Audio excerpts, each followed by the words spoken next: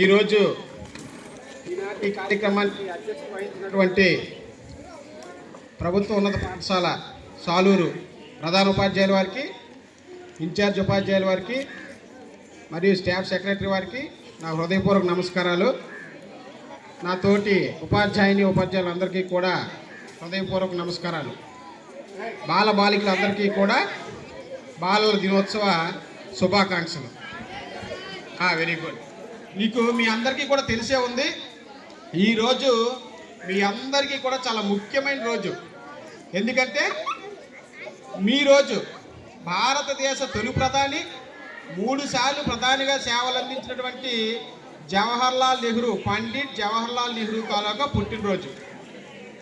ఆయన భారతదేశానికి స్వాతంత్రం అందించడంతో పాటు దాదాపుగా 1889 నవంబర్ 14వ తారీఖున ఆయన ఉత్తరప్రదేశ్లో అలహాబాద్లో పుట్టడం జరిగింది.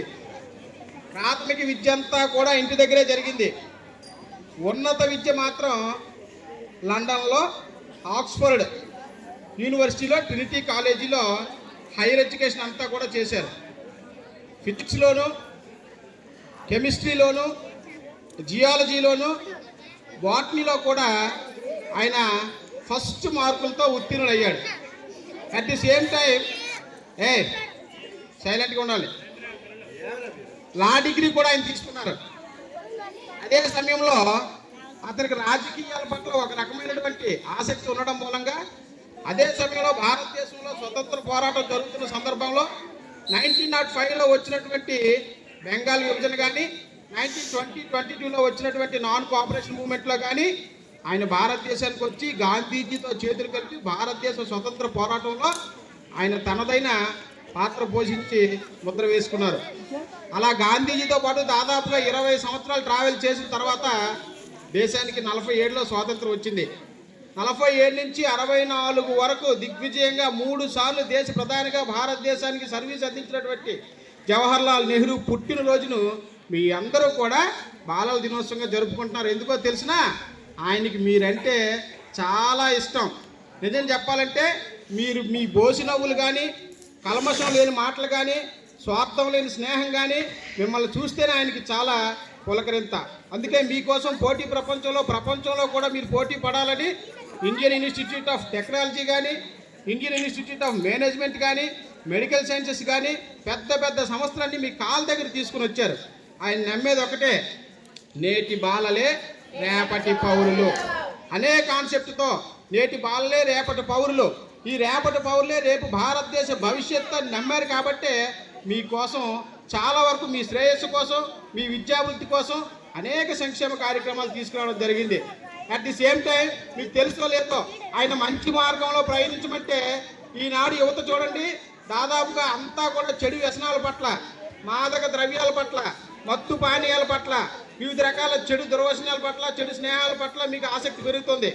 అవన్నీ మానుకొని మంచి అలవాట్లు ఏవైతే ఉన్నాయో, మంచి స్నేహాలు ఏవైతే ఉన్నాయో వాటి పట్ల మీరు ఆసక్తి పెరగాలి.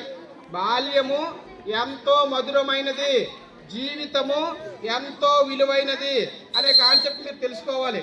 ఇప్పటి నుంచే, ఈ చిన్నతనం నుంచే మీరు మంచి విషయాలు నేర్చుకొని ఒక జీవితానికి ఒక లక్ష్యాన్ని అనేది నిర్దేశించి పెట్టుకొని ఆ నిర్దేశించినటువంటి లక్ష్యం కోసం అహర్నిశలు కూడా కష్టపడి మంచి మార్కులు తెచ్చుకొని మంచి ఉద్యోగాలు చేస్తూ మీ కుటుంబంలో కానీ, మీ యొక్క స్కూల్లో కానీ, మీ తల్లిదండ్రులకు కానీ, మీ గ్రామంలో కానీ, మీ పాఠశాలలో కానీ అందరికీ కూడా మంచి పేరు తీసుకురావాలి.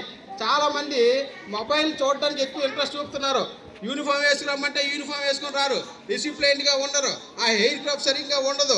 ఇంటికి వెళ్ళిన తర్వాత మొబైల్ ఫోన్ ఆ ఫ్రీ ఫైర్ గేమ్స్ కానీ, పబ్జీ గేమ్స్ కానీ, ఆన్లైన్ గేమ్స్ కానీ, ఏ గేమ్స్ అయినా వాటి వైపే చూస్తున్నారు తప్ప పుస్తకం వంక ఎవరు చూడట్లేదు. పుస్తకాన్ని చూసి పుస్తకాన్ని చదవడానికి అలవాటు చేసుకోండి. మంచి మార్గంలో, మంచి స్నేహాలతో, మంచి నడవడికతో మీరు ఉన్నట్లయితే ఈరోజు మీరు జరుపుకున్నటువంటి బాలల దినోత్సవానికి ఒక రకమైనటువంటి అర్థం అనేది ఉంటుంది. కాబట్టి మీరంతా కూడా ఒక లక్ష్యాన్ని నిర్దేశించుకొని ఆ లక్ష్యం కోసం అహర్నిశలు రేయింబవళ్ళు కష్టపడి జీవితంలో ఉన్నత స్థాయికి ఎదగాలని మరొకసారి కోరుకుంటూ ఈ అవకాశం ఇచ్చినటువంటి యాజమాన్యానికి హృదయపూర్వక ధన్యవాదాలు తెలియజేసుకుంటూ సెలవు తీసుకుంటున్నాను. ధన్యవాదాలు.